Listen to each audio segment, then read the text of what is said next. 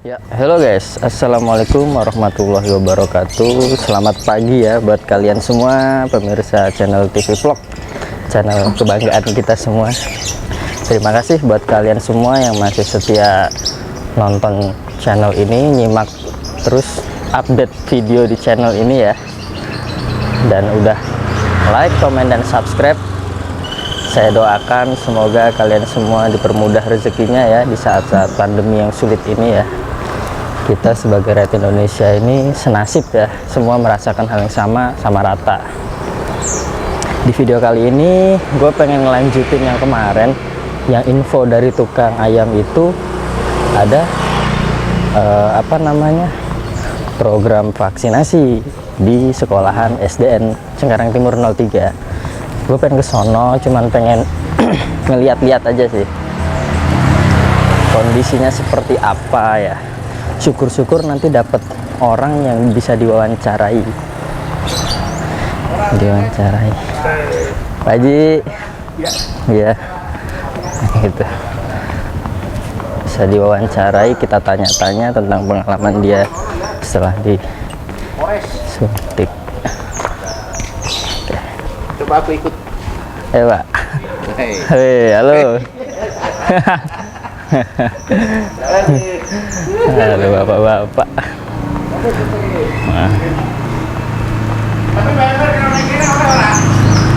Nah, disitulah warga BGN itu asik-asik gitu. Oke. Gue sebenarnya agak mikirnya takutnya vaksinasi ini tuh nggak boleh direkam sama sekali ya. Cuman ya kita usahakan gimana caranya biar dapet. Entah itu dengan cara menyembunyikan kamera atau gimana lah, nggak tahu nanti. Sebenarnya vaksinasi itu kan bukan hal yang rahasia ya, karena vaksinasi itu umum lah, umum. Suntik imunisasi masa nggak boleh sih direkam, ya kan? Kecuali video-video yang hal-hal yang tidak senonoh pun aja boleh direkam, ya kan? Nah, bercanda deh. Nah, gitulah. Oke, kita dikit lagi mau nyampe nih. Gua pindah view-nya ke depan dulu ya. Oke. Ini kemarin di tukang ayam sepi, sekarang agak lumayan. Orang pada ngumpul nih. Udah pada ngumpul kayaknya. Orang. Oh benar. Vaksinasi Merdeka benar.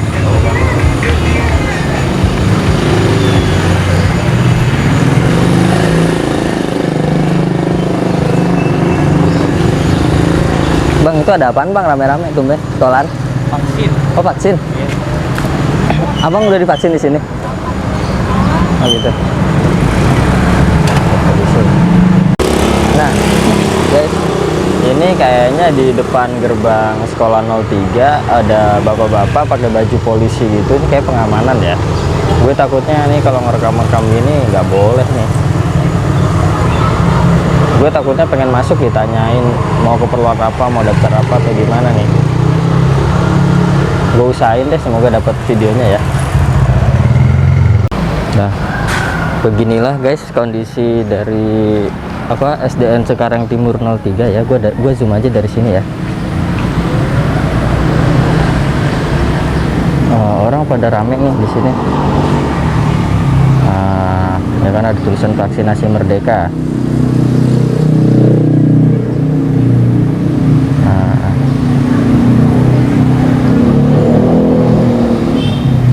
Di sini orang udah pada mulai antri jam segini, cuman gue nggak tahu nih dia vaksinasinya ini di lapangan atau di dalam kelas, tapi kayaknya di dalam kelas.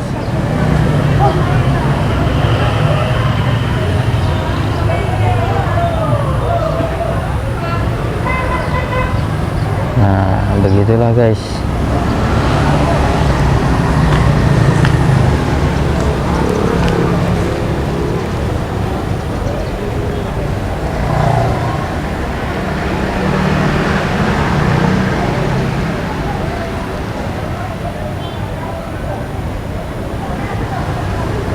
Halo guys, ini kita sama bapak-bapak ya. Dengan bapak siapa Pak? Bapak Atin. Bapak Atin lagi nunggu vaksin ya Pak ya? Iya. Vaksinasi di 03 ini. Iya. Ini ngomong-ngomong Bapak dari RT berapa, RW berapa? Saya RT 8 RW 3. Oh, RW 3. Iya, cuma saya ngikut data ampo saya tuh. Berarti lagi duduk iya di tahu. sini di Cengkareng Elok. Berarti tahu vaksin ini dari RT, RW apa nyari sendiri? Dari RT. Oh, RT. Ya, dari RW-nya yang ngasih. Ya, ini apa? Keamanannya, angsipnya yang ngasih. Oh, gitu ya, ya, oke. Kalau saya kan lagi dinas kerja, lagi di toko minuman, jadi begitu. angsip yang datang, yang ngasih surat jalan. Oke. Oke. Berarti ini masih nunggu ya Pak ya? Masih nunggu. Iya. Belum pada datang ya yang nyuntik ya? Ini udah jam 8 Jadi, gitu. belum pada datang kali yang bawa vaksinnya juga enggak ada. Kalau datang udah dipanggilin ya. Saya aja nomor 15. Iya. Ini ngomong-ngomong Bapak tahu mau disuntik vaksin apa, Sinovac? Enggak tahu. Belum dikasih tahu. Belum dikasih tahu ya. Iya, kecuali nanti kali mungkin disuntiknya baru dikasih dijelasin kan. Vaksin apanya. Berarti ini baru pertama kali ya suntik vaksin corona. Sebelumnya belum pernah ya? Iya. Oke. Nah, tadinya kan udah, cuman sayanya masih takut. Oh gitu. Iya, soalnya kan banyakan yang kejadian kalau ngeliat berita-berita gitu. Nah, itu. Jadi saya takut juga. Sekarang mah terpaksa aja pengen coba gitu. Sekarang terpaksa aja pengen coba. Iya. Tapi berarti dari kemarin kan tahu nih, di TV-TV kejadian orang pada nggak bagus, terus tiba-tiba sekarang mau ini berarti karena terpaksa pengen coba. Terpaksa karena tuntutan kerjaan ya Pak ya? Iya. Ya begitulah Pak, kerjaan di mana-mana wajibin gitu sih Pak. Mau sekolah aja harus divaksin. Iya, anak sekolah aja sekarang kan diharusin divaksin. Tapi anak istri di rumah udah vaksin? Udah. Cuma saya yang belum, yang masih takut. Kalau istri mah belum. Istri kalau belum. Anak yang 2 udah. Anak yang Cuman sekolah. kalau istri kan lagi penyakitan, takut. Oh begitu. Penyakit dalam. Oh punya penyakit bawaan. Iya, dia jantung juga ada. Oh gitu. Terus sama sakit pala itu, darah tinggi. Migren. Iya. Terus sama kaki, jadi 3 dia. Oh iya. Iya ya Pak ya. Iya, yang sakitnya kalau darah tinggi naik udah repot. Gitu. Iya, sayanya. Bapak lihat sini Pak. Bapak lihat sini Pak. Biar pemirsa itu bisa lihat gitu kan. Oh iya Pak, mau tanya ini Bapak ngomong-ngomong divaksin ini alasannya biar badan sehat atau biar ngurus apa-apa gampang? Dua-duanya juga. Dua-duanya. Iya. Tapi Bapak nggak divaksin selama ini ngerasa sehat nggak? Kalau sebelumnya divaksin masih sehat sih saya. Nggak ada keluhan apa-apa. Gitu. Alhamdulillah. Iya. Ya udah Pak, kita sama-sama harapannya biar cepat ini ya. Jadi ngurus apa-apa cepat. Mudah-mudahan PPKM juga nggak diperpanjang terus ya Pak ya. Iya. Tadi Bapak kerja di mana Pak? Saya di toko minuman sini Elok. Toko minuman ya. Iya, Cengkareng. Elok Elok Mulia. Boleh tahu Pak, Bapak apa namanya yang dirasa selama PPKM itu apa sih gitu? Maksudnya kayak nyari uang jadi susah atau gimana gitu? Nah, sama aja sih. Sama aja. Kalau saya mau kerja apa aja penting halal gitu. Tapi ada bedanya nggak sebelum ada corona sama pas ada sama corona? Aja sih. Sama aja? Iya, soalnya kita pendidikannya rendah gitu. Oh iya betul. Iya dapatnya ya ya untuk buat makan aja udah. Iya. Buat nyimpen nggak ada. Iya. Ya untuk makannya alhamdulillah lah cukup buat keluarga mah. Iya Pak ya. Itu doang ya. Saya kira tadi vaksinnya ini di lapangan, kayaknya di dalam kelas ya. Soalnya panas ya. Dalam. Iya. Ini anaknya sekolah di 03 juga Pak? Anak saya udah pada kerja semua. Oh udah pada kerja. Iya, yang satu yang lelaki nomor 1 ini di Bojong proyek. Yang kalau yang kedua yang cewek kerjanya di ini Mangga 2. Mangga Besar apa Mangga 2 situ? Mangga Besar. Oh Mangga Besar. Iya. Bagian ini jual-jual alat-alat chef gitu, restoran. Oh gitu. Iya. Ini saya jauhin. Oh mentok. Saya bingung mau nanya apa lagi nih Pak. Ini mah buat iseng-iseng aja ya Pak. Iya. Oh itu kayaknya udah pada ngumpul tuh Pak.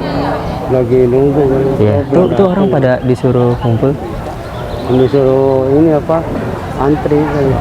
Mungkin udah kali udah datang Oh kali. ya udah Pak, kalau gitu Bapak hati-hati ya Pak ya kalau mau suntik vaksin. Ini terima kasih banyak udah mau ngobrol-ngobrol sama saya ya Pak ya. Ya udah. Ya udah guys, cukup di situ dulu ya wawancara kita sama Pak siapa tadi namanya? Ya? Pak siapa tadi? Pak Atin. Pak Atin ya Pak Atin, mudah-mudahan dia habis divaksin makin sehat ya, makin sehat, makin gampang di urusannya ya, ngurus-ngurus KTP atau ngurus-ngurus apalah, dan mudah-mudahan rezekinya juga makin lancar. Amin.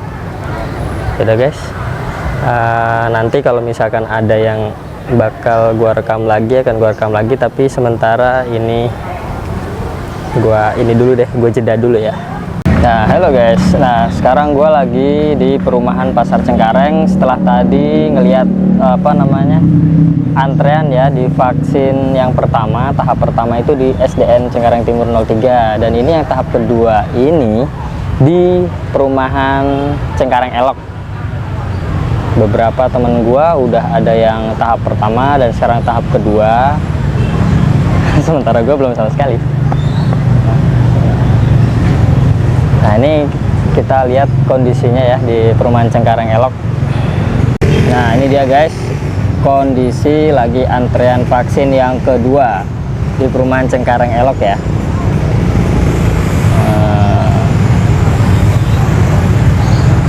Ini jadi ngantrinya di lapangan basket ya, apa lapangan futsal inilah, pokoknya lapangan gitulah. Gua ngisi-nya dari jauh aja ya.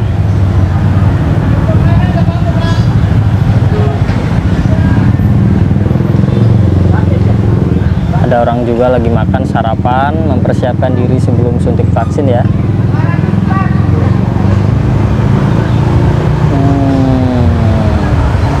Oke.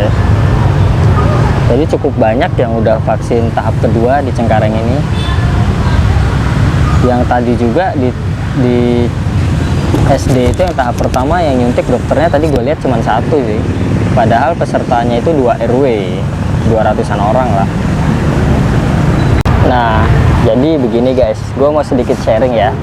Tadi dari teman-teman gue yang udah divaksin itu, mereka itu apa istilahnya kayak curhat gitu. Jadi kita ini divaksin ini sebenarnya ini untuk kemudahan dalam segala urusan kita. Termasuk tadi ada yang bilang kalau naik busway aja udah mulai pakai kartu vaksin ya. Tadi juga panitia nunjukin, ini loh surat vaksin tahap pertama, tahap kedua, sama dia di laminating depan belakang. Mereka nunjukin bahwa zaman sekarang tuh apa-apa tuh yang perlu itu ini surat vaksin gitu. Gue juga mulai khawatir sih sebenarnya. Gue ini bukan orang yang anti vaksin ya, cuman gue ini orang yang mempertanyakan kenapa vaksin ini jadi mandatori atau jadi kewajiban gitu. Itu yang gue tanyain, kenapa harus sebegitunya gitu, gue bilang. Iya kan? Bayi aja diimunisasi aja sebenarnya itu tergantung orang tuanya ngizinin apa enggak ya, tapi ini vaksin ini seolah jadi mandatori banget. Gue berharap sih bahwa tempat kerja gue nggak istilahnya memaksakan kita untuk vaksin atau enggak lah, karena itu kan juga hak individual masing-masing ya. Gue juga harapannya nanti pemerintahan kita ini nggak ngewajibin vaksin lah. Kasihan masyarakat ini terpaksa loh sebenarnya divaksin ini. Gue yakin dari dalam hati gue ini masyarakat banyak yang terpaksa. Jadi alasan mereka memilih mau divaksin bukan alasan kesehatan sih, karena mereka tahu nggak divaksin pun mereka tetap seger buger gitu ya. Cuman ya mungkin ada beberapa juga yang imunnya lemah gitu.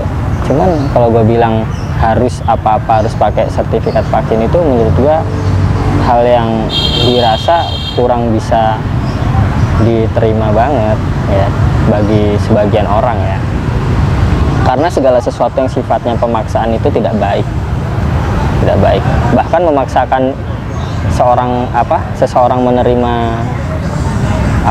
pinangan seseorang pun sebenarnya nggak baik juga kan. Itu sih sebenarnya.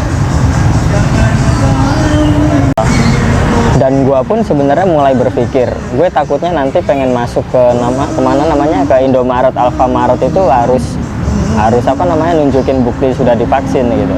Itu kan gila banget ya. Ntar mau beli bensin di pom bensin Pertamina harus nunjukin surat vaksin dulu, ribet lagi. Jadi seolah-olah kita hidup di negara kita ini aja kok kayaknya tuh kayak bukan hidup di daerah sendiri gitu. apa-apa dipersulit ini itu ya kan. Anak-anak mau sekolah harus divaksin dulu, guru-guru juga divaksin dulu, nakes juga divaksin dulu gitu. Jadi itu menurut gua memprihatinkan sih, karena pada dasarnya gini, yang gua tahu ya, kenapa kasus COVID di Indonesia ini melonjak pesat, karena di Indonesia ini untuk ngetes COVID itu digenjot terus gitu, terus dicanangkan gitulah, di blow up terus. Jadi kita harus yang sehat pun aja dikejar-kejar buat tes COVID gitu. Jadi namanya alat tes COVID itu kita meriang sedikit aja ya, itu bisa positif COVID. Orang-orang udah sadar, gue tahu orang-orang udah sadar. Tapi yang jadi masalah mereka tuh terus dipaksa, udah tes COVID, tes ini itu. Apalagi temen gue yang kerja di pabrik yang buruh-buruh kayak gitu, mereka itu namanya tes swab PCR atau apalah itu, tes itu tuh rutin gitu, bisa seminggu sekali atau 2 kali, dan itu emang benar-benar curhatan mereka. Dan mereka juga bingung mau ngapain lagi, kalau nggak nurutin aturan itu ya mereka bakal kehilangan pekerjaan gitu ya. Menurut gua beban kerja selama pandemi ini jadi lebih besar. 1, beban job desk kita, tanggung jawab kerjaan kita, dan 2, beban kewajiban untuk terus dites-tes terus gitu. Dan ya gua harapannya sih semoga kita semua cepatlah tersadar, cepat pulih gitu ya. Karena ya siapa yang betah untuk kondisi seperti ini terus yang memburuk gitu ya. Ya tolonglah untuk mandatory vaksin ini jangan dijadikan mandatori sampai dilegalkan ke undang-undang. Terus yang kedua juga kewajiban untuk tes COVID itu jangan dikejar-kejar. Orang sehat kadang dicari salahnya terus, dicari apesnya terus gitu ya. Gue kadang heran, gue yakin kok sebenarnya nggak semua dokter itu pengen jumlah COVID itu naik terus. Nggak semuanya dokter itu pengen jumlah COVID itu naik terus ya. Tapi ya mau gimana lagi, namanya organisasi besar pasti nggak lepas dari campur tangan kepentingan, apalagi yang bersinggungan sama uang. Kalau PPKM aja diperpanjang, dapat anggaran dari pemerintah triliunan, siapa yang nggak mau coba? Ya gak? Siapa yang nggak mau dapat iuran kayak gitu? Kita PPKM per keluarga dapat uang 300.000 per bulan, 300.000 dibagi 30 hari, 10.000 rupiah. 10.000 rupiah lo ke warteg aja sebenarnya mikir kan, itu buat makan sendiri sekali. Itu PPKM ya, dampak PPKM. Kalau di rumah ada 4 orang gimana? Anak 2, istri 1. Kalau istri 2 mah kebangetan. Nah istri 1, anak 2, 40.000 harusnya kan sekali makan. Itu pun di warteg aja mikir makannya pakai apa. Jadi kadang tuh ya tolonglah PPKM ini jangan diperpanjang terus gitu dengan alasan jumlah COVID terus meningkat. Jumlah COVID terus meningkat karena ada dasarnya, yaitu di tesnya itu. Kalau dites terus pasti positif terus, makanya tesnya dikurangi. Bahkan di China dan Amerika pun jumlah tesnya mereka dikurangi, sehingga kasus COVID-nya juga rendah gitu, menurun gitu. Bukan karena udah divaksin atau enggak ya, karena emang alat tesnya. Jadi kita ini bisa dibilang positif COVID atau negatif COVID itu kan tergantung alat tes sebenarnya. Alat tes ya, alat tes benda mati itu, ya gak? Masa iya sih nasib kita ditentukan oleh alat tes yang diproduksi oleh pabrik pembuat alat tes yang kita nggak tahu cara kerjanya seperti apa. Pokoknya yang jelas di Indonesia ini kayak tenaga nakes gitu kan cuman ngikutin prosedur dari alat tes ini, dari yang bikin alat tes ini. Mereka nggak pernah benar-benar meneliti secara mendalam kenapa kok ini bisa positif. Jadi yang kita tes ini sampelnya ini ada apanya gitu, dites sampai ke dalam situ gitu. Jadi mereka cuma lihat, oh ini kalau kayak gini positif, oh iya positif gitu, nggak pernah dicari tahu positifnya tuh gimana gitu. Jadi itu sih harapannya sih. Jadi gue tuh sangat disayangkan banget warga Indonesia yang sebegini banyaknya bisa ditaklukin hanya karena alat tes spektif. Alat tes bener-bener untuk menaklukkan jutaan orang hanya dengan tes pack dan statistik itu sangat disayangkan gitu. Gue merasa pikiran gue pikiran gue ini bener normal gitu, dan gue juga heran aja kenapa orang-orang kok bisa sampai kayak gitu. Sangat disayangkan kalau orang-orang tuh divaksin karena terpaksa ya. Mudah-mudahan sih kita semua ini dalam perlindungan Allah Subhanahu wa Ta'ala ya. Gue juga percaya mereka yang udah berusaha terus-terusan yakin bahwa imun mereka tuh cukup gitu ya kan untuk virus corona ini, tapi karena terpaksa nggak bisa nolak apa-apa ya, karena terpaksa ya mau gimana lagi, Allah Maha tahu gitu kan. Allah Maha tahu, ya udah. Nah iya guys, dan satu lagi hal yang gue pengen sharing ke kalian ya, bahwa pada masa dulu sejak awal-awal ditemukannya virus HIV itu penemu HIV aja ngakuin kok kalau dia itu nggak pernah meneliti loh antara kaitannya antara tersangka virus HIV dengan penyakit menular AIDS gitu. Dia nggak pernah meneliti itu, makanya dia nggak bilang bahwa penyakit AIDS itu disebabkan oleh virus HIV gitu. Nah sementara juga penemu PCR Dr. Kary Mullis pun yang alatnya digunakan untuk tes COVID sampai saat ini paling marah kalau alatnya itu dijadikan acuan untuk menentukan orang ini kena virus atau enggak, kena COVID atau enggak gitu. Makanya gue ini kenapa kekeh banget ya gitu, karena gue pikir orang-orang yang menyuruh kita PCR itu mereka pernah dengar gak apa kata penemu PCR-nya sendiri, peraih Nobel itu dari Amerika Serikat, Dr. Kary Mullis. Dia sendiri aja bilang kok ini alat ini tuh nggak bisa dijadikan acuan untuk menentukan orang kena COVID atau enggak gitu. PCR itu, penemu PCR itu sekarang ya orangnya sudah wafat 6 bulan sebelum ada pandemi ini ya. Bahwa si Dr. Kary Mullis itu bicara kayak gitu itu diancam gitu, diancam sama kekuatan asing. Jadi kalau misalkan kamu membongkar ini semua, kata mereka, kamu dapat Nobelnya setelah kamu mati. Nah, Dr. Kary Mullis diancam kayak gitu. Dia menyampaikan kebenaran, dia penemu PCR gitu. Sementara di Indonesia ini dokter-dokter yang nggak pernah bikin apa-apa itu nyuruh kita PCR, tes ini, tes itu, tes ini, tes itu. Ya kan gue bilang itu kayak sebenarnya sesat, gue bilang. Ya cuman gue kalau ngomong kayak gini mungkin gue bakal banyak yang ngebenci, bakal banyak hatersnya. Mungkin gue akan dianggap sebagai orang yang berbahaya. Tapi ya realnya seperti itu. Bahkan penemu PCR peraih Nobel pun ya, sekelas peraih Nobel pun mengkritik kebijakan global gitu, bahwa PCR ini nggak boleh loh dijadikan alat buat alat tes menentukan orang terinfeksi COVID atau tidak. Tapi di Indonesia ini beda loh. Makanya gue juga bingung.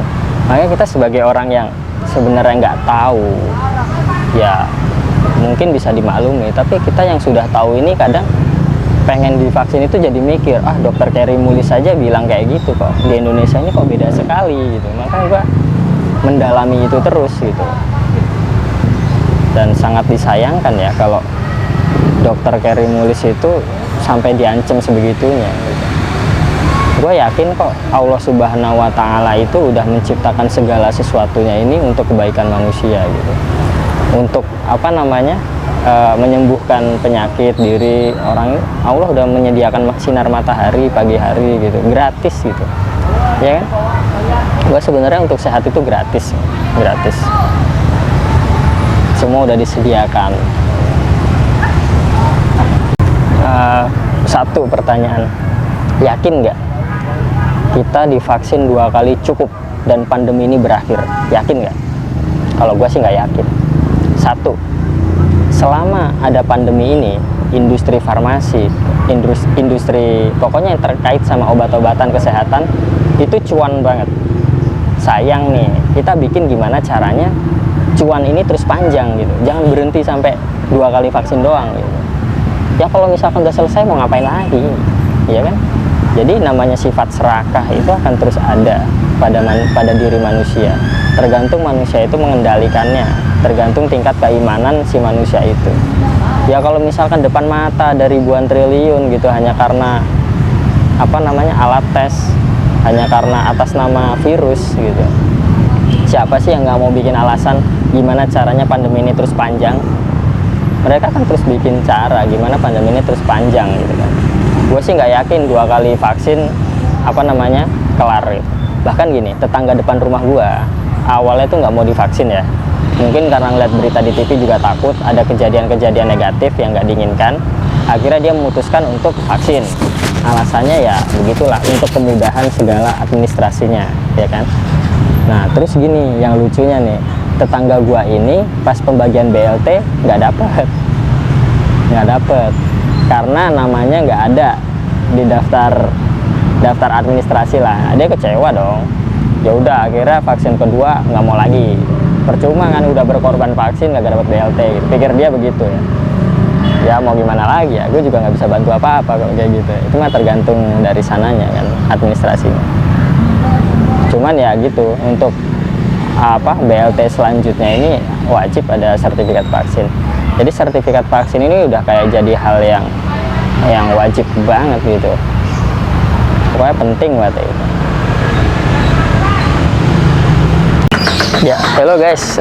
Oke, tadi gue udah ke tempat vaksin ya. Untuk yang tahap pertama ini diadainya di SDN Cengkareng Timur 03. Nah, ini gue sedikit dapat informasi dari temen bahwa dia itu dapat undangan vaksin dari RT-nya itu adalah Sinovac. Tapi pas kita cross check lagi di lokasi, kita tanya adminnya dan kita tanya orang-orang di sana, ternyata yang disuntikan itu AstraZeneca, guys. Bener. Dan itu dia, gue juga bingung kenapa kita dari awal dikasih taunya Sinovac, terus nyampe sana alasannya adalah yang datang AstraZeneca karena stok Sinovacnya habis. Itu dia guys. Jadi kita tuh kayak seolah salah informasi di awal gitu.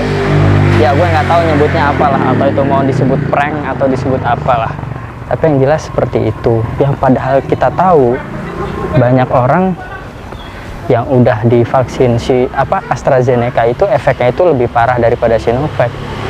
Itu mayoritas ya. Maka dari itu dia kok gua jadi agak skeptis gitu sih sekarang. Tapi ya udahlah.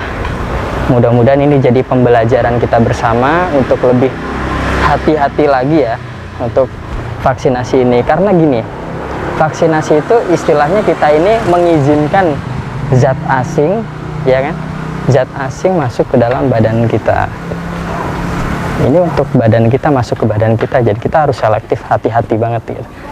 Itu aja sih pesan dari gue ya. Mudah-mudahan kalian yang sedang vaksinasi tetap sehat, tambah sehat, kebal dari virus, dan kalau bisa nggak pakai masker double-double biar bisa menghirup udara segar, oksigen. Oke guys, sampai situ aja guys informasi dari gua. Wassalamualaikum warahmatullahi wabarakatuh. Selamat menjalankan aktivitas lagi. Bagi kalian besok hari Senin waktunya kerja lagi, pusing-pusing lagi sama kerjaan.